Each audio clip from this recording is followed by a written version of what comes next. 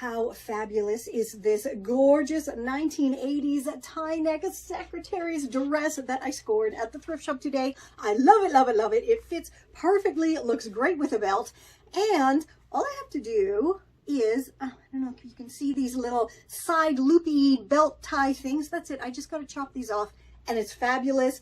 I'm so pleased. I also got this beauty, and of course this is not for me to wear, but I have been searching for a really floofy, brightly colored satiny dress for a very, very, very long time, because I have had a little idea going around in my refashionista brain to create some awesome statement sleeves. And I mean, hello, don't you think that will make awesome statement sleeves? And I have a satin blazer just waiting to have the sleeves replaced. So that's what I'm going to try to do with this. So watch out for that. And if you have any ideas of how I can go about transforming this into some awesome sleeves, do let me know.